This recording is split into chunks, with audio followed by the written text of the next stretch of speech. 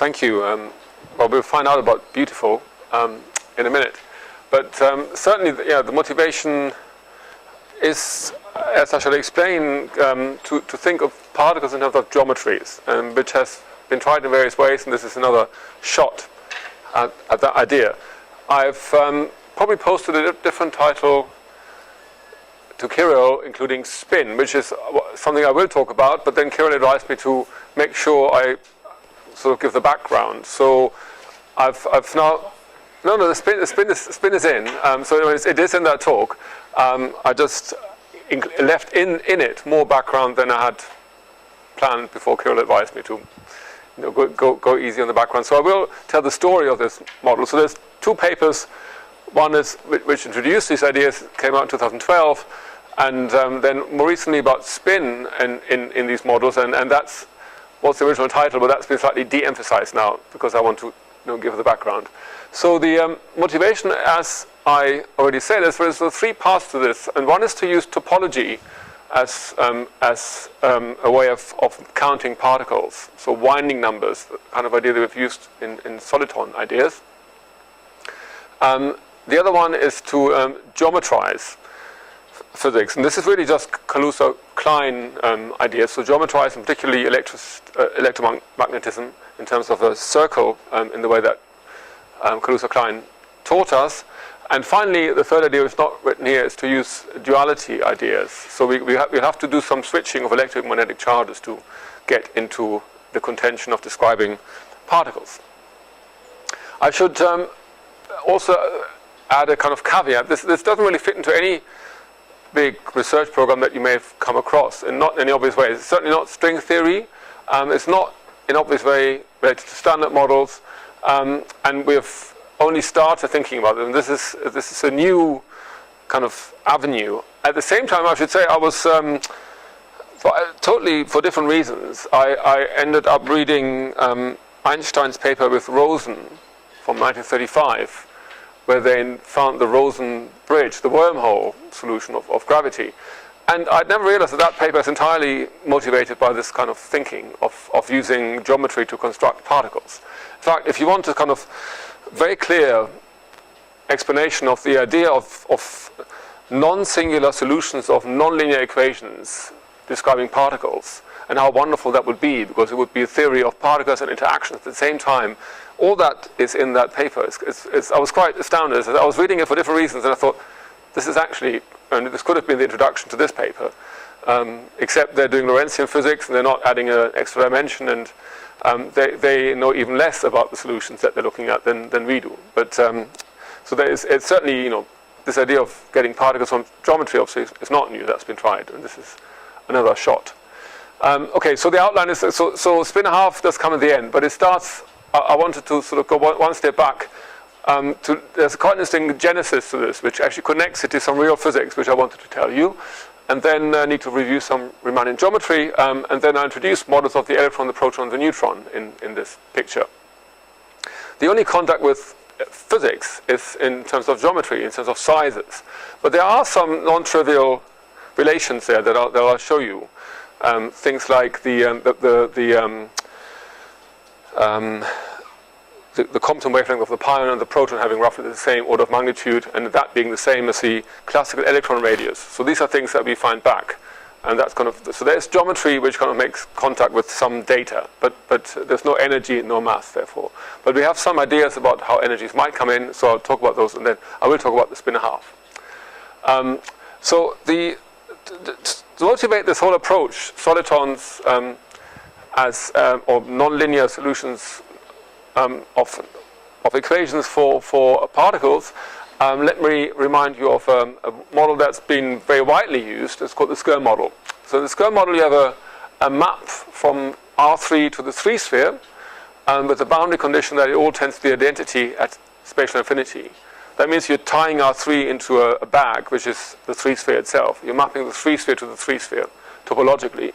And as a result, there's a degree how often you wind one 3 sphere around the other. So that map, by the boundary condition, now has a topological characteristic. And the proposal of Skirm was to use that as the barrier number. So he started off with this model. Actually, I can never see these myself, these dots. They're the pion field. So the naming, if you expand this SU2 valued map in terms of coordinates using the Pauli matrices, the coefficients here are the pion fields. So that's a nonlinear theory of pions. And Skyrm realized that by putting this boundary condition in, you have other solutions that have a degree, a non-trivial topological characteristic, and he proposed those are the protons and neutrons. And he proposed an energy function which is the sigma model actually for maps into the SU2, but modified with the term that makes sure that they're stable solutions. So this is a scaling argument. You need a fourth order term, otherwise you have no chance. So this is that's an energy that you now minimize subject to fixing the degree. And that should give you a model for baryon. So if you fix the degree to be 1, the minimum should be a classical model for a proton, and so forth.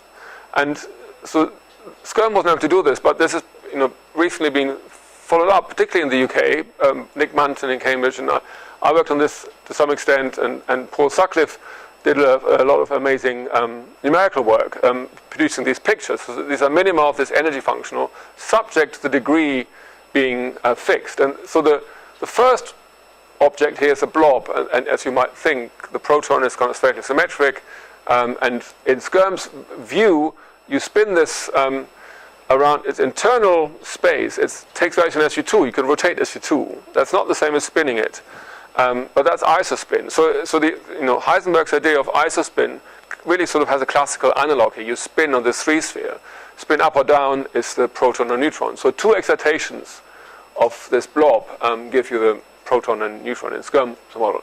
And then that's charge 2, that would be the deuteron, and that would be tritium, that would be the alpha particle, always in a kind of classical approximation.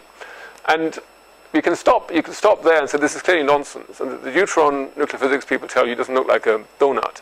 But, and so this is what, this is my preface to say, don't discard this model before you've thought more carefully.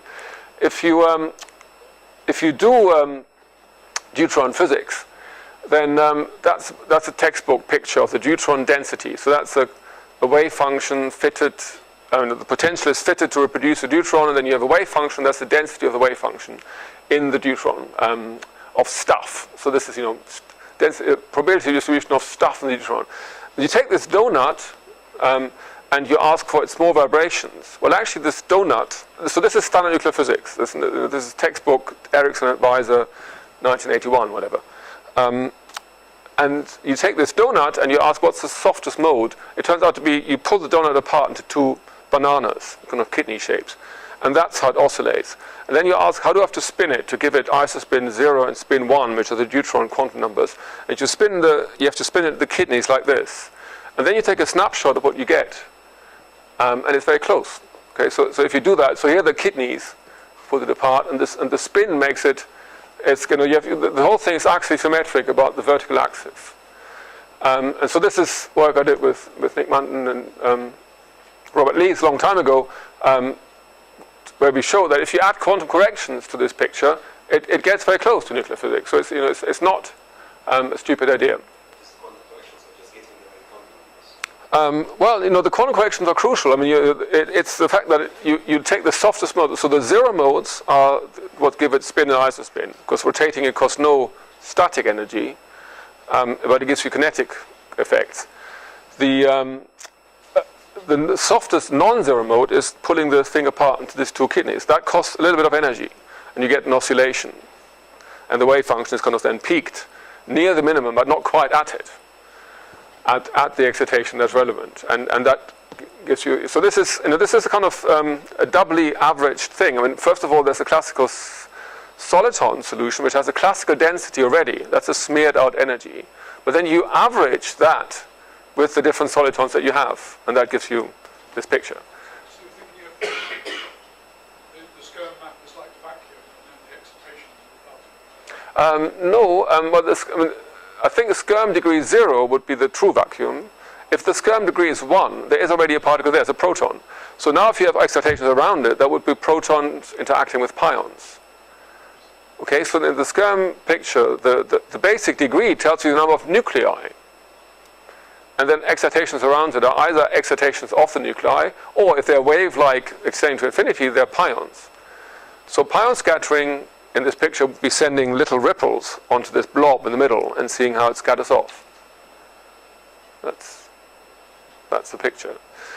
So I've slightly sort of reordered something I want to say. There was an observation due to Nick Manton and Michael Attia back in the 90s, actually late 80s even, where they observed that you might try to get maps from R3 to SU2 by taking an instanton, which is an SU2 connection on R4, and computing the holonomy along one direction. Then you're integrating along that direction. What's left is a map from R3 to SU2, and by topology it has the degree which was the instanton number you had.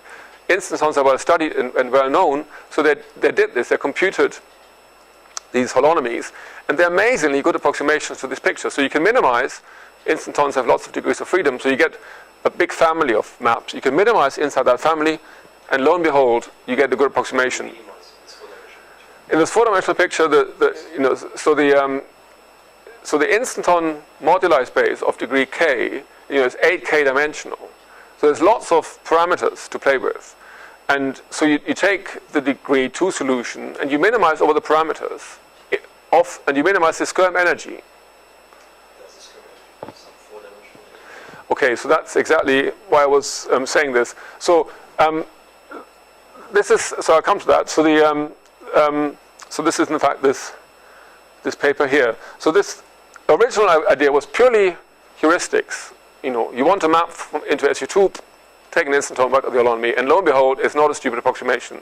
It works quite well.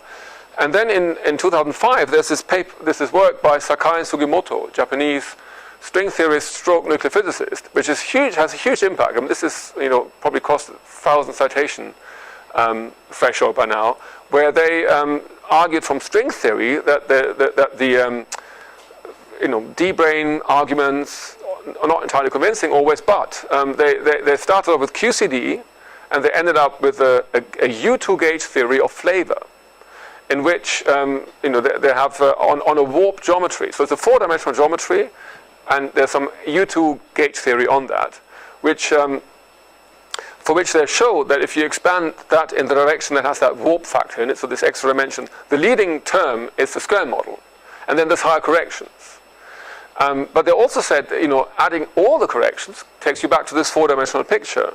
So suddenly there was this view that this Attia-Manton construction, rather than being just a dirty approximation, might be the first step to the really beautiful picture, which is to work in 4 dimensions.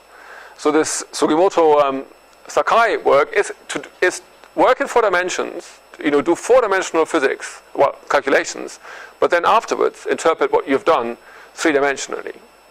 That's the kind of the philosophy of what they did, and the Attia-Manton construction of 89 is kind of the first step in doing that. But they would have had a whole tower of particles to add into that picture, and so this is really the starting point where I had a discussion with Michael Attia, and Nick was visiting, and Michael Attia said, well, if you guys are telling me now that physics can be got from 4-dimensional SU2 gauge fields, I can give you geometrical constructions. Take a 4 manifold which has a connection, which is an SO4 connection, but if it's self-dual, it's an SU2 connection. And so self-dual 4 manifolds where the Riemann tensor reduces, or the holonomy reduces to SU2, are examples of constructing such things geometrically, not just by putting some gauge field on 4-dimensional space. No, absolutely. So in fact, having given me the motivation, I'm now going to leave it behind quite quickly. But that was kind of the way into this line of thinking, that you try to do 4-dimensional self-dual geometries, and then hope that what you get can be in some sense interpreted in 3-dimensional physics. And so for a long time, Michael said this is really exciting and wonderful, and I said, but sorry, we can't write a paper on this. This is just pure speculation. But after a while, there's a few things that struck me as interesting. So that's what I want to talk about. Right, so I told you this. So quick review. 4-dimensional geometry. So if you ask yourself, how do I generalize or what is the analog of instantons in 4 dimensions, there's actually quite a bit of choice. And if you think of 4-dimensional Riemannian geometry in terms of gauge fields and connections, you have SO4, and you pick, you have SO4 valued connections on a 4-dimensional space with a curvature that takes values in SO4, so SO4 Lie algebra valued curvature. But because you're in 4 dimensions, you now have a 2-form, which can be mapped to another 2-form by the Hodge duality, and you have the notion of the same star operation on the Lie algebra that you're talking about. So you can split an SO4, both the Lie algebra part and the 2-form part of your curvature into self-dual, anti-self-dual parts. So there's a star. In fact, I think I borrowed this notation from a paper by Kirill, this left star and right star notation. So the one interesting observation that you can make is that the Einstein equation with an arbitrary cosmological constant is equivalent to this left star being right star on the curvature. So in going back to the instanton, there would have been only 1 star to worry about. Here there's 2 stars, and if they're equal, if the star operations are equal, that's the same as the Einstein equations in 4 dimensions. If a Riemann tensor is self-dual with respect to 1 star, it's automatically self-dual with respect to the other star. So self-duality implies left and right star are the same. That implies obviously the Einstein equations in particular. And I've used the Bianchi identity to get the equivalence between Einstein and this left and right star. I need Bianchi. So Bianchi and self-duality get you back to Einstein by this logic. But so then you sort of you can now write down the obvious energy expressions. The F wedge star F, that's the energy of an instanton, and that was minimized if F was equal to star F, and then it became the instanton number. But now you've got 3 options. You can have R wedge star on the left of R, or R wedge star on the right of R, or R wedge R itself. And all of these 3 things are interesting. One is the natural kind of energy measure, it's the L2 norm, that's R wedge star on the right. There's the Euler characteristic, and then there's the signature. And so the latter 2 are topological characteristics, at least for compact 4 manifolds, and the first 2 would be a kind of candidate for an energy measure in such a system. And you can get them to be equal, all of them clearly, if left star is right star. So that, if left star is right star is equal to R. So self-dual geometries would make all of these guys equal. The first one equal to some linear combination. But hang on, if R star is R and R right star, then all these things become the same integral. And that surely must be the case. We can, yeah. So actually, I think maybe. Well, okay. A little bit of us. If you split the Riemann tensor into the Weyl and the scalar and the traceless Ricci part, then you can express all the things I've written down in terms of each other, and you can sort of see what's the obstacle for a 4 manifold for this energy to be equal to the Euler characteristic, or even to be equal to the signature. And so you can see that it's the Einstein equation, or the Ricci traceless Ricci squared, which is the difference between the energy and the Euler characteristic. So that first bit is the Euler characteristic, as it happens. And the signature is only this bit. So for that to be equal to this part, you would have to have one of these Weyl parts to vanish, and the scalar part to vanish, and the Ricci part to vanish. So it's an Einstein scalar flat and self-dual in the Weyl sense geometry, for which all 3 things become the same. Okay, so the picture, if I'm trying to sort of play the instanton game, it's more complicated. The instanton game there was one invariant, which is the is actually the thing that looks like the signature here, the Pontryagin integral, and that turns out to be equal to the energy if you impose F is F star, i.e. for instantons. Here, there's more to play with, and the most radical assumption is to put R is equal to R is self-dual. Then all of these things are become proportional to each other, at least as far as compact manifolds is concerned. So for this what's called the bulk contribution to the signature and Euler characteristic. Finally, piece of four-dimensional geometry you get for compact case. In the compact case, the as you know, for two-dimensional surfaces, the topology is in the middle dimension. So if you know the number of handles that you've stuck together, that's the generator of pi1. That for connected space tells you which two manifold you're talking about. For 4 dimensions, when it's simply connected, i.e. when there's no fundamental group to play with, then everything's in the middle dimension, so in 2 dimensions. And so then you can count the number of holes, and you can split them into self-dual and anti-self-dual ones. That's in terms of the intersection number, but if you can also think dually in terms of 2 forms, harmonic 2 forms, and those which are self-dual or anti-self-dual, in dimension give you these numbers B2 plus and B2 minus. And so the Euler characteristic is just 2 plus B2 plus and plus B2 minus. So it's the total number of 2-dimensional holes, and there's a 2 here because you're counting the top and bottom dimension with 1 each. And the signature is the difference between the number of self-dual and anti-self-dual holes, if you like. The dimension of self-dual and anti-self-dual forms. So there's more. So those are the sort of numbers to play with: sigma and chi, Euler characteristic and signature, in playing this game. So if you then play the game of this picture with the simplest particle being a ball, a blob, then it's sensible to start with rotational symmetry.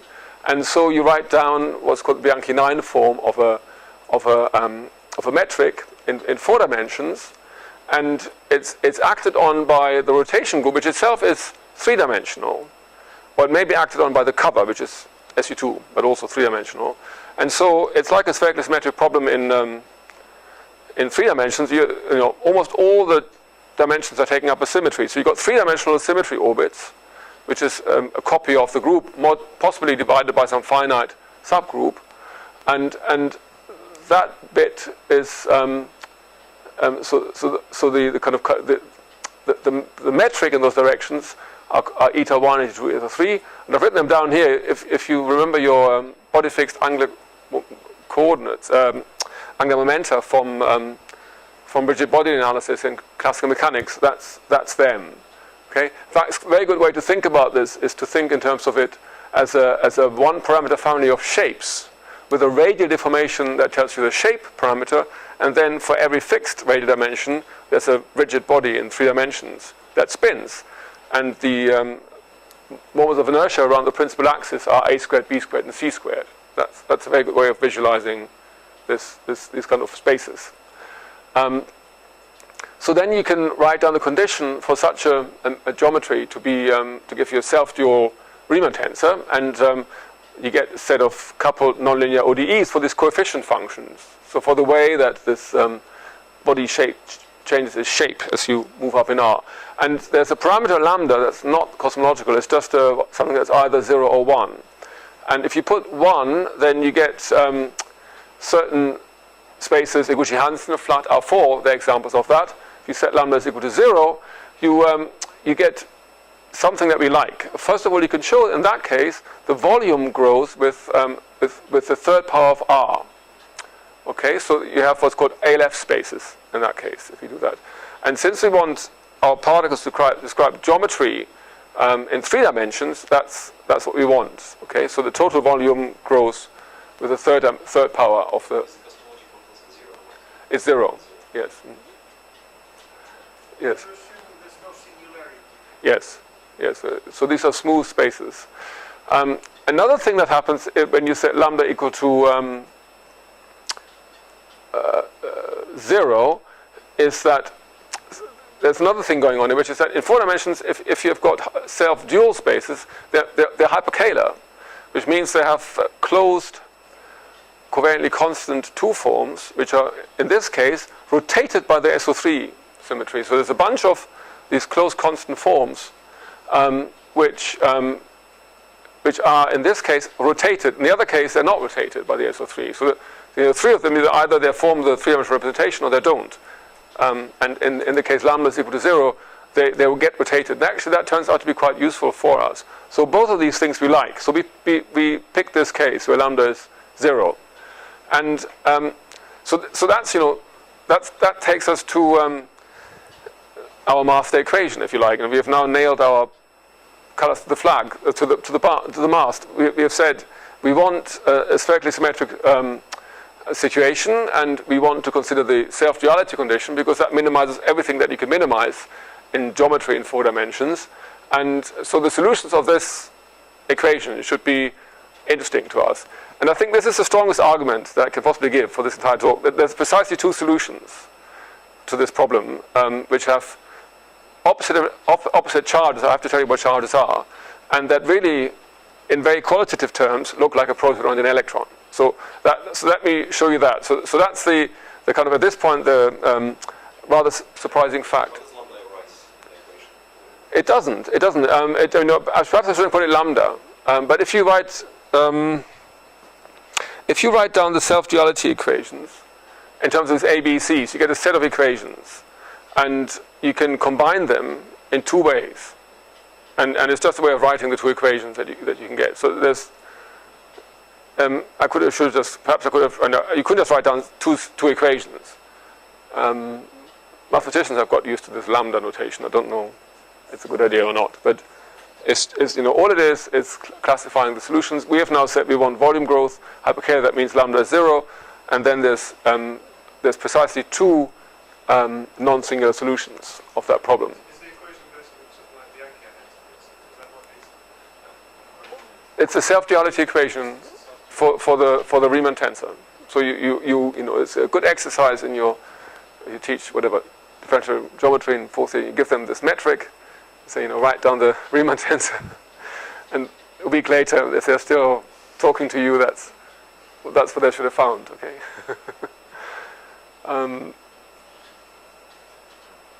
Yes. Okay. So the first solution is what's called the Topknot geometry. So this is actually, topologically, it's R4 or C2. And it has a lot of symmetry. It's got symmetry U2. So even though we only started off demanding that it's S3 symmetric, we now get more than we bargained for. Okay? And you can, in that case, the solution can be written down explicitly. I've written it down here. So that the F is anyway always a choice. F is a kind of convention for what you call the radial coordinate. This turns out to be convenient.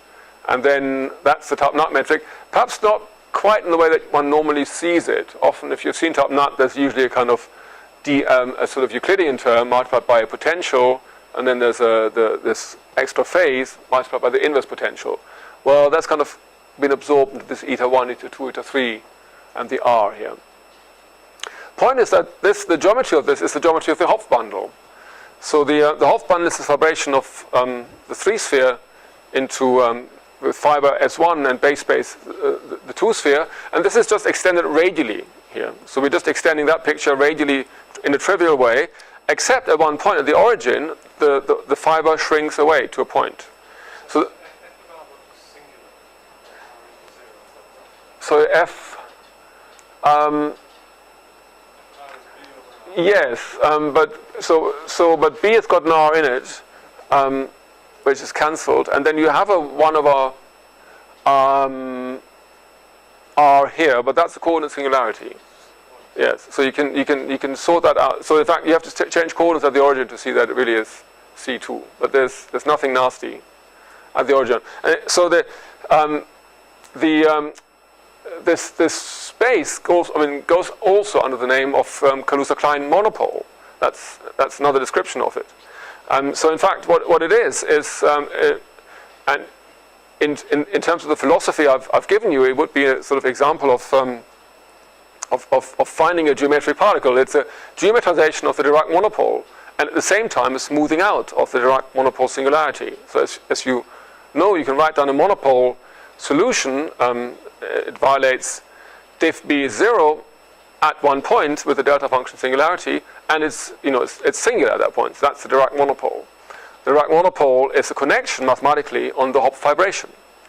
And if you put a certain 4 geometry on that Hopf vibration times r, you recover the Dirac monopole outside the origin, but what happens at the origin is not that there's anything singular, it's just the fiber goes away. So that, the vibration picture no longer holds, but it's a perfectly smooth geometry of. Yes, this is a non-compact space. In fact, so I've written down the way that it's maybe more frequently seen. So if you interpret in terms of these Euler angles I gave you earlier, so theta, phi, psi are Euler angles for this rigid body, and actually it's quite good to think of this family of shapes. In this case, it's just 2 blobs. It's like 2 blobs being pulled apart in this shape picture. And when they're far apart, it's the relative position that is a vector r, and the metric is essentially the flat metric multiplied by a factor. So that's how that blob moves. But you can spin this axis, and that's the fiber. So spinning around this axis connecting this line is the extra fiber that you've put in. And that also has kinetic energy, which has the inverse factor in front of it. So that's the Topknot picture. And of course that's so that it projects down to R3, but above every point you have a fiber which twists round over a given 2 sphere in the way that the Hopf vibration would tell you to do. So it's a desingularization of the Dirac monopole in geometrical terms. That's what this is. So then to get back to physics, we have to say, well, we have to dualize. We have to say whatever is magnetic in this picture, we have to call electric.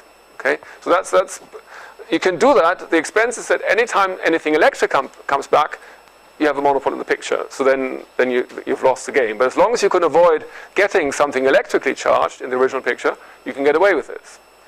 Okay, so the electric charge, then we said, based on this simple picture, is the Chern class of this vibration. So asymptotically, electric charge is something that goes off to infinity. This space is the circle bundle over a 2 sphere, and it's the Chern class of that bundle, which is our electric charge. And so that's now the proposal for what is electric charge in these pictures.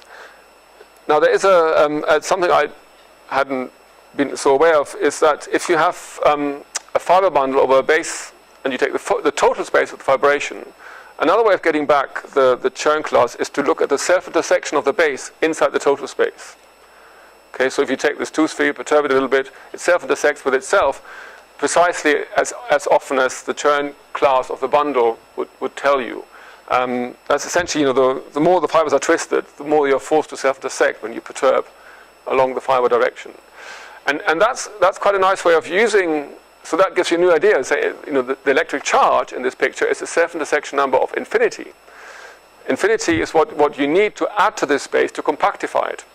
And in this case, the compactification of C2 by adding this infinity, this is actually CP1. So that's projective geometry. You add CP1 to C2, you get CP2. So this Topknot geometry can also be thought of as CP2 with one CP1 removed, so a line removed from complex 2-dimensional space. And the self-intersection of that line is 1, and that's the electric charge. Okay, so What is the one for electric charges? I'll come back to that. Yes, that's an interesting question. I think I'll skip the hyperkähler story a little bit. Happy to come back to that. The other solution of this set of equations is the famous manifold called Atiyah-Hitchin manifold. So it's an interesting story in itself that was missed when people studied gravitational instantons, which involved a systematic study of that set of equations. But they missed this solution until Atiyah-Hitchin found it in the 80s. For the reason being that the equation that you might think that for the metric you're only interested in squares, and therefore you might as well assume that ABC are positive. Well, that's a mistake, because the signs matter relatively here. So the solution, it's a very, looking back, elementary mistake, but anyway, one solution was missed, and it was found by Atiyah-Hitchin in the context of studying the monopole moduli space geometry, and they found this extra solution. And this solution is also a non-compact space, and it can be obtained by taking away from CP2, this time not the complex line, but the RP2. So inside every CP2 there's a real part, and you take that out. That gives you a THN manifold. The generic orbit is, in this case, SO3. In the other case, divided by Z2, actually. So not Z squared. That should be divided by Z2 here. It's only got SO3 symmetry, so it doesn't have this extra U1 symmetry. And so there's various identifications. If there's an RP2 that you've taken out to infinity, but in this manifold, when you come together, it doesn't sort of shrink to a point. But the orbit of the SO3 action, which is generically three-dimensional, so you've got these rigid body rotation, generically three-dimensional, it doesn't shrink to a point, it shrinks to a sphere. It's what's called a bolt in this nut and bolt analysis of gravitational instantons. So it shrinks to a finite size. There's a finite radius to which it shrinks to a point. So there's a kind of core inside this manifold, a blob. Okay? So the electron is point-like, and now this particle, we would say is, well, first of all, what's electric charge? For that, you have to work out the self-intersection number of RP2 inside CP2. So this is a problem in algebraic geometry that I wouldn't have been able to do, but Michael here can do it back of an envelope. And the answer is the opposite sign of CP1. Whatever whatever orientation you choose, the CP1 intersects inside CP2 with the opposite sign, and plus or minus 1 is the only option in this case, of the RP2. So these two manifolds obtained by taking out a complex line or RP2 have opposite electric charges with our convention. One is point-like, the orbit shrinks to a point. The other one has a finite size, has a core. That's the ATH manifold. So by that, so I've drawn a kind of picture of the compactifications here. So that's Topknot, where we said electric charge is minus 1. At here Hitchen, there's RP2, which you've taken out to get the manifold. That's got self-intersection plus 1. And so we now, at that point, decide, well, that's our candidate for an electron, that's our candidate for the proton. So one is extended, the other one is point-like, one has got one charge, the other one's got another charge. And that raises the question, can we then also give a topological candidate for the barrier number in this picture? This doesn't have a barrier number, there's no core. The barrier number here should capture somehow this blobbiness in the center of the manifold, and the signature does that. So this turns out to be an anti-self dual 2-cycle sitting here. And so the signature is one thing that sees this guy here. So so therefore, based on that study, the signature was our candidate for the barrier number. So that's how we ended up calling that the proton. Now this is. Am I right in thinking there's no configuration which could Q equals 0 here? You have to have this for Only, well, if you no, I mean, so that's a good question. So what's a neutral particle? Either it's not, it could be not fibered. So in fact, the Euclidean Schwarzschild geometry is not fibered. And asymptotically, it's a trivial bundle over the 2 spheres. So that would be a possible candidate for a neutral particle.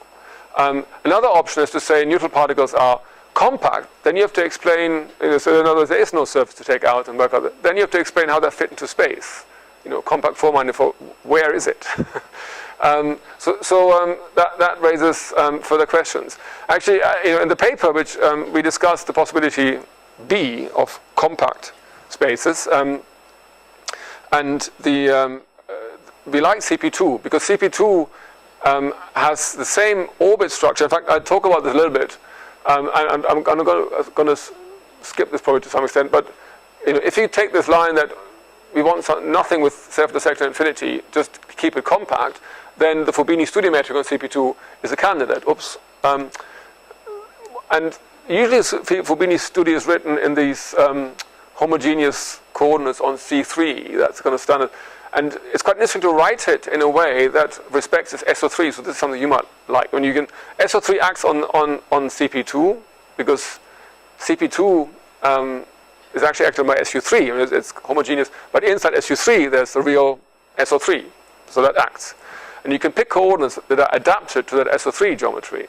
And and it's a sort of another exercise you can give to students if you want to punish them, is to write the metric in terms of these SO3 coordinates. And it's actually quite nice because it looks very much like a TRH and squashed onto a line. You remember this picture of these functions A, B, C here. So B stars at a non-zero value, A at 0, they converge at infinity, and C is kind of negative and starts at a finite and ends at a finite value. That's exactly what you see for CP2. And there's a beautiful story that connects these two pictures. So there's a family of four manifolds called the Hitchin manifolds. So there's a family labeled by an integer that in some sense takes CP2 and the RP2 in it and pushes it out to infinity. As it zooms off to infinity, in the limit you get a THN. And we thought that's nice, that we might be able to use that to describe beta decay. So beta decay would be the this particle. So we haven't given up on that, but there's a problem. There's a fundamental problem in saying a particle is a compact manifold, which is where the hell is it? So we've got in the paper there's some speculations on that, but I can see John is getting impatient to hear something about spin. So I think I want to skip this. I want to so I'll skip the sort of neutral particles. I want to say something about sizes, which is that we've got there's various sizes in these geometries. One is that you've got a circle. So the circle has got even once you've fixed the kind of the size of the basic scale factor to make the metric mean something in terms of length of meters. That once you've done that, the circle has got a certain size relative to the meter that you've chosen in space. So the vibration has a certain size, and inside the ATH there's this core, and that's got a diameter across. So that's a sort of another number there. And a TH has got this rather interesting scale in that it approaches an asymptotic form, which is actually Topknot with an opposite sign, exponentially. So there's an exponential fall off, and again the exponential fall off gives you a kind of length factor, and they all turn out to be the same. And if you take the viewpoint that we have taken, that the THN core is a proton, then the size of this core should be the sum of the proton size. The proton is surrounded by a cloud of pions, so the way it falls off should be related to the pion Compton wavelength. And we decided that this circle radius is something that we see for the electron and the proton. It's a classical object. The only length scale we can think of for the electron is the classical electron radius. So if you make that identification, then in this model they all come out to be the same. So these three things on a THN are by the geometry forced to be the same. That's not something you can change. So if you assign the proton length here, you'll find that the proton radius and the Compton wavelength of the pion and the classical electron radius are identified, and that actually is true to order of magnitude, and give or take a factor of 1.5 or something. I think that's what falls off exponentially in geometry. The difference in the volume of an SO3 orbit between Topknot and a THN. A THN approaches the Topknot geometry asymptotically, and you can ask how much does it differ from it, and the difference is exponentially small in the distance.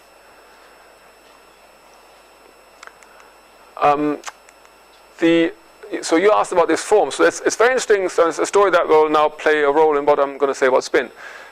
Is that these self-dual four manifolds have interesting second cohomology. Certainly a THN has got this two-dimensional cycle in the middle, and that's reflected in cohomology. But these are non-compact manifolds, so you have to talk about L2 cohomology. And interestingly, Topknot has non-trivial L2 cohomology, which was quite important in tests of S-duality in gauge theories. These forms played a role. So there's a form on the Topknot space which is self-dual, and that form is the Poincare dual of the CP1 at infinity. So if you like, it's the compactification. That form is the one that's Poincare dual to what you've sort of taken out. And if you integrate it, therefore, over the 2 at infinity, it gives you the charge. So it counts. It's the magnetic flux. That form is kind of magnetic flux at infinity. And so that would be a candidate for an energy, actually, because it falls off in the right way, 1 over r to the 4, like an energy density of an electrically charged object. And on a THN, however, you don't have anything well, to get something Poincare dual to infinity, you have to double cover because there's an RP2 there. That's homologically trivial. So that's a subtlety. But inside the core, you've got something, and that's got a two form. That form is a Sen form. So people who've studied, Young-Mills, S-duality in Young-Mills, there was a famous test of S-duality that involved a two form discovered by Ashok Sen in the mid-90s. And so that form, discovered by Ashok Sen, is the Poincare dual of this core, our proton, if you like. But that form is exponentially localized at the center. So it really sits at the core. It's not an electric thing. It's a baryonic thing. It carries some kind of baryonic cloud. Don't quite know what it does for us. But that would be some kind of candidate for baryonic energy density if I want to write such a thing down. Okay, spin. Okay, so if we want to have any chance of any of this working, we have to get spin into the pictures. Elementary particles have spin, right? But again, the kind of geometry takes you to an obvious place, which is that four manifolds have Dirac operators. Dirac operators have zero modes, and zero modes are acted on by the symmetries of the system. So you can just say, take the Dirac operator, count the number of zero modes of it, and ask how they decompose into irreps of the SO3 that acts on the manifold. Okay? And so that's the path we've taken. So it's a kind of index idea. And the first news is that the index of both RTH and Topknot is trivial. And there's a vanishing theorem. So there's no zero modes unless you couple in precisely these U1 connections that we've already used. So you have to throw them in, and then you get zero modes. And so that sort of confirms that they somehow play a role. So you have to twist the Dirac operator by these U1 connections. And in fact, interestingly, that was done. So there's a beautiful paper, very, very succinct, by Chris Pope in 1970-something, 6 or something, where he studied the Dirac operator coupled to the Dirac operator on Topknot coupled to this self-dual form. In fact, so he discovered this form that the self-duality string theorist rediscovered 30 years later. I don't think anyone referenced Pope at that point, but anyway, he used it for this twisted Dirac operator. So in some sense, the answer was there, but Pope he didn't study how his zero modes decompose under the action of SU2. And he used coordinates and a language that I found impenetrable, so we kind of revisited that calculation. And also I was interested in revisiting for another reason. I mean, I wanted to know how the zero modes decompose under SU2, but also the story that the Dirac operator, the Topknot geometry is a Dirac monopole, geometrized, suggests to me that it should have zero modes, because the Dirac monopole famously gives zero modes. When you take the Dirac operator and couple it to a Dirac monopole, it has zero modes. And I'll review that at the beginning. So I thought, why does the Topknot geometry not have this? And it's quite interesting the way this other connection comes in, because as I said, the two form that the connection we couple in is dual to infinity. It's the flux at infinity. It looks like another monopole. So you have a geometry that's already a monopole, you coupling it to another monopole, and then you get zero modes. But until you do that, you don't. And so the Dirac operator on Topknot doesn't give you zero modes. But so various jigsaws to that puzzle. Let me tell you how the story goes for the Dirac operator on the two-sphere coupled to the Dirac monopole. So this is the most Diracian system. If you give a course on Dirac's work, they have to do this. And so it's in principle not difficult, but it really pays off to do this in complex coordinates. So to use stereographic coordinates on the two-sphere, then things look much prettier. So I'm going to tell you. I mean, so there's a kind of homogeneous version of that, Z2 and Z1. But here Z is just the usual inhomogeneous coordinate on the plane obtained by projecting from the south pole, and that's in terms of standard spherical coordinates. I've used beta and alpha rather than so alpha is azimuthal and beta is the longitudinal angle. Actually, the other way around. Sorry, beta is azimuthal and alpha the longitudinal angle. Phi and theta are used for other things in our paper. That's why. So the metric, you can work it out. There's a kind of factor that crops up all the time. It's 1 plus ZZ bar. The Dirac monopole looks very pretty. So the connection locally of the Dirac monopole in these complex coordinates looks nice. And when you go through the business, the Dirac operator is essentially a sort of holomorphic and anti-holomorphic derivatives in Z, rescaled by this factor Q. And then the connection so comes into the two parts with either increased by 1 or decreased by 1. And so mathematically, I've written H here, that's the hyperplane bundle. So what does that mean? You know the vibration of the Hopf vibration is also the same as the vibration of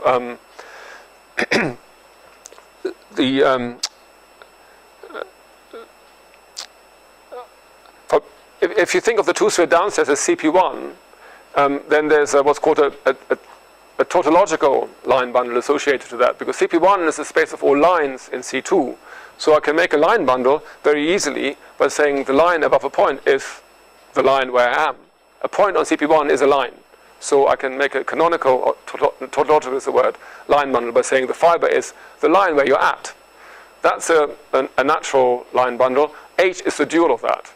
So it's got the opposite Chern number. So it's associated to the Hopf vibration, but with the opposite sign. So this Dirac operator takes this form, and you can, once you work in these holomorphic coordinates, you can very easily now solve. So the question of counting number of zero modes amounts to solving that is equal to 0. That's a very simple equation to solve. Except, so what, for example, it tells you this one would be annihilated. You can rewrite this thing as something. I think I didn't give you that here, but you can write this as the anti-holomorphic derivative preceded and followed by multiplication with q in a certain power, which depends on n. So anything that's anti-holomorphic will be annihilated by this del de bar. So holomorphic functions are going to play a role, but then you have to make sure that these guys are sections of these bundles. So there's a transition function, and that knocks them down to be polynomials. So it's holomorphic polynomials up to a power of q. So that's the that's the formula that you get. So the zero modes for if n is positive, so you've got a positive monopole, then there's an n-dimensional space of zero modes given by polynomials of degree up to n minus 1, holomorphic, multiplied by q. And equally, if n is negative, there's a similar anti-holomorphic polynomial to give you the zero modes. These guys are irreducible of C2 with spin being given by this formula. So 2s plus 1 is equal to n. And the action on these functions that appear here, which are always of the form polynomial times power of q, is by a pullback, essentially, but then times this multiplier. So the action is quite complicated, but that gives you the SU2 action, and it shows you that the zero modes of the Dirac operator form an n-dimensional space. You can actually trivialize this picture, and this is something we explain in the paper by working upstairs. So I talked about this Hopf vibration of the two-sphere, and upstairs you got just a three-sphere, and you can parameterize that in terms of two complex numbers which have squares adding up to 1. So Z1 and Z2. And you can write everything in bundles. You can write on the total space. You can formulate the condition to be a section upstairs. You can write down the connection upstairs. And that's the thing to do in this case. Because everything becomes very, very simple if you do that. The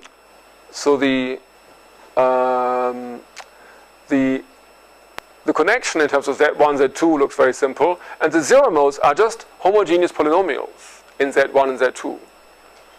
And the SU2 action is just the obvious action on the Z1 and Z2 in this case. Everything is kind of what you would want it to be.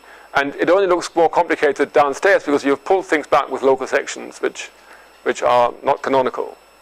Okay, so that's a picture of Dirac operator zero modes. They're essentially homogeneous polynomials in homogeneous coordinates of a fixed degree, and the degree is related to the total spin of the system.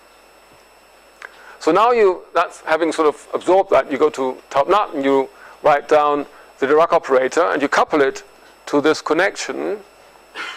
See, I can never see this dot. There we are. And that's the dual to this two-sphere at infinity, and there's an arbitrary coefficient p, and actually that coefficient p, which is the kind of monopole strength, is real in this case. And that's quite important because there's nothing to normalize it. There's no cycle over which to integrate it. It's a non-compact manifold, and you've got a two-sphere that can shrink to a point. So this is really a connection on an R bundle. There's no quantization condition in this case. It's not like the Dirac monopole. There really is something missing in the center, and that forces you to quantize the charge. Here there's nothing to quantize it.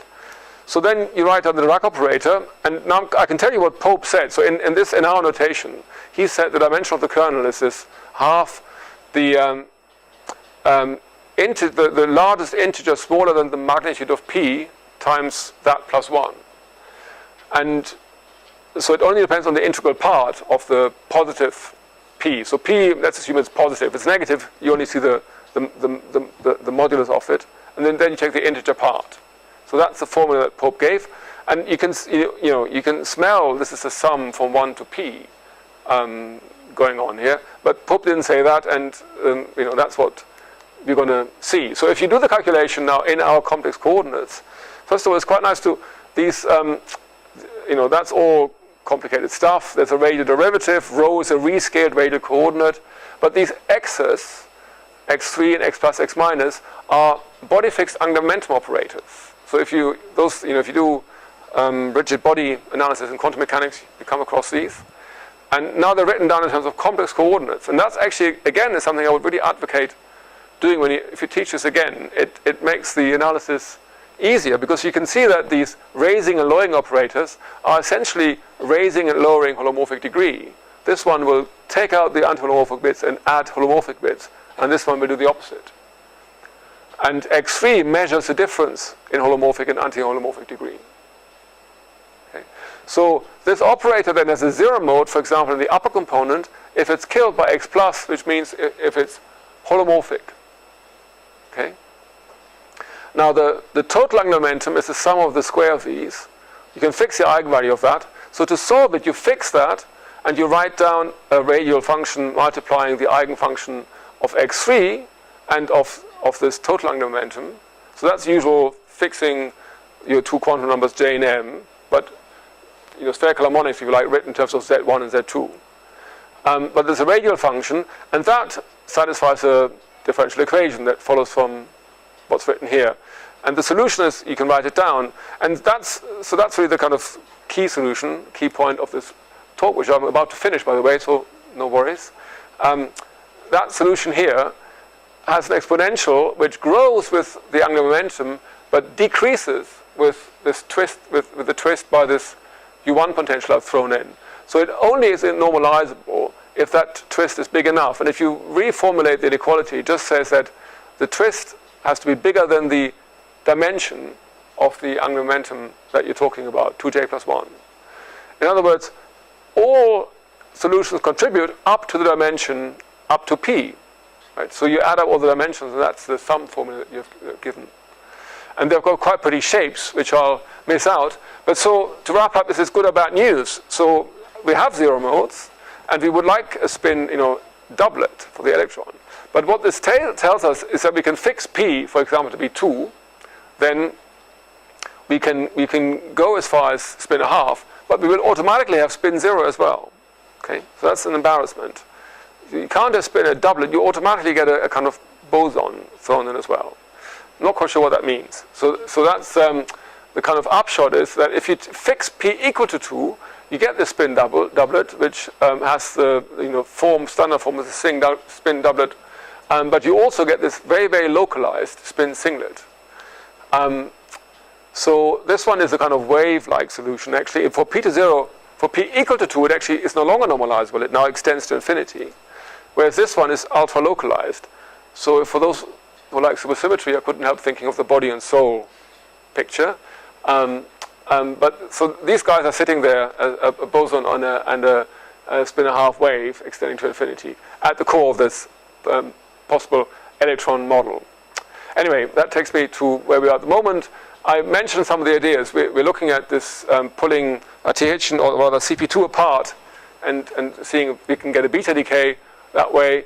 what's very interesting actually is multi-instantons. So this is mathematically also very interesting. So can you put together multi-electrons? Yes, multi-Topknot exists. In fact, that's much studied, and that's the arena in which we study multi-electron physics in this case. But putting together an electron and a proton to get a hydrogen atom, that takes you into what's called the decay family of gravitational instantons, which are much more subtle. And so that's what we've been sort of trying to work with to get ideas of interactions between protons and electrons. What's very tantalizing is that we have this Dirac operator and we have a U1 connection on this 4 manifolds as part of the data. And it smells like Seiberg-Witten theory should play a role because all the ingredients are there. You've got a 4 manifold, you've got a U1 connection, you've got the 0 modes of the spinner. And so that's something we've been playing with but haven't had any bright ideas about. So there's obviously lots and lots of things to do, but it certainly generates interesting ideas, I think. So I hope I've persuaded you of that at least. Thank you for listening.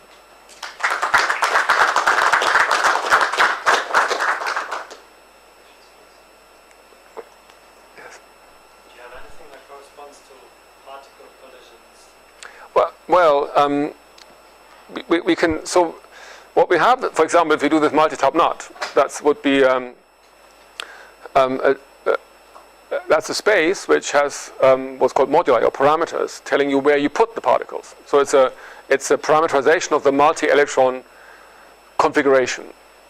Now the question is, how do they move? What's the dynamics? So in 4 geometry language, how would you formulate a dynamical principle that tells you how these particles now move? We don't know. And I gave you these. In fact, so I got some. So this, somewhat to my surprise, I got EPSRC funding, and so I got a postdoc working on this, Guido Franchetti. So he's written a nice paper on interactions. So the question is, how do you count the interaction energy between electrons in this system? And one idea might be to take the geometry of Topknot and compute the Riemann tensor as a function of R square. I mean, square it and integrate, but you get topological numbers all the time. Everything is topological. Nothing depends on anything. So that doesn't work. So what Guido, together with Nick Manton, pursued is to look at the second cohomology. In multi-Topknot, there's these cycles, kind of sausages connecting where the electrons are, non-contractible 2 cycles. And they have minimal area representatives. And the area of these minimal area representatives serves as the potential energy, and it reproduces the Coulomb energy for the system. So that's one way of geometrically cooking up an energy functional. And that's one idea. So, but it's not, so finding the interaction rule is obviously, the $1 million question in this game. So if you, we know what the arena is. We have the kinematics, if you like, but we haven't got Newton's law.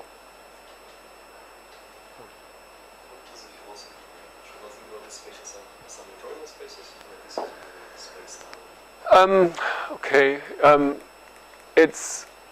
they have to be glued into space, but the asymptotics is space, and actually that's where the hyperkähler structures come in a little bit. So the hyperkähler structures, so these are 2 forms. Asymptotically, we have the fiber and the U1 symmetry, so you can contract the 2 form and get a 1 form. That 1 form, by symmetry and general arguments, is actually exact.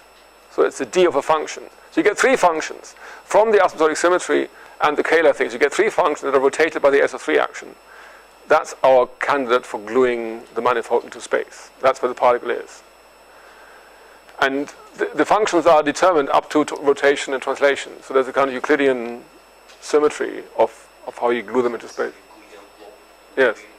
Yeah, so yes, that's right. So you have this, vacuum with this trivial vibration, and then you're trying to glue in these particles.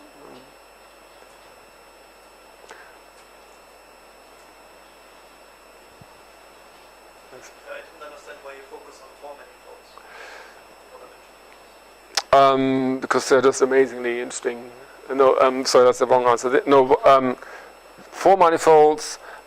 Really, what I said at the beginning is a Kaluza-Klein inspiration. So to say we want to geometrize this 4th dimension. And I gave you, I sort of probably gave you mixed messages because I started off by saying there's this interesting work in nuclear physics happening at the moment where people get nuclear physics in 3 dimensions out of doing 4-dimensional calculations. That was the original motivation, and it was instantons in 4 dimensions that gave rise to nuclear physics results in 3 dimensions. That 4th dimension in nuclear physics is not the same as the Kaluza-Klein circle at all. But we sort of started off thinking about that, and then when we had these models, ITH and then Topknot, they all were circle vibrations.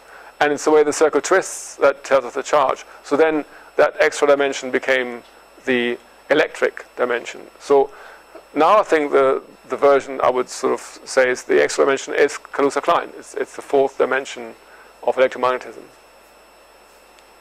have more degrees of freedom, other charges would make it bigger?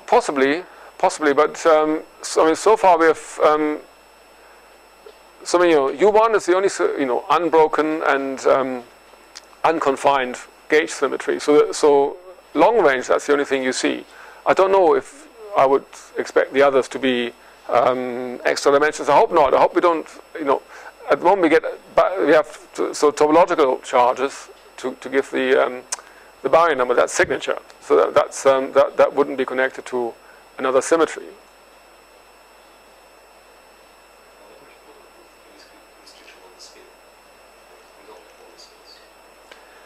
Yeah, so why P? Why choose this particular value P? Yeah, that's why I was hoping Seiberg-Witten might tell us. So Seiberg-Witten, would couple back the spin. It takes the self-dual part of the Maxwell of the 2 form. That's not called Maxwell, but this 2 form, and equates it to a bilinear expression in the spinners. And so in principle, that could, get us a PV1. It doesn't quite work, unfortunately. So, and that's why that was an idea to solve that problem. Might Seiberg-Witten actually nail the P that we want, but it hasn't done it.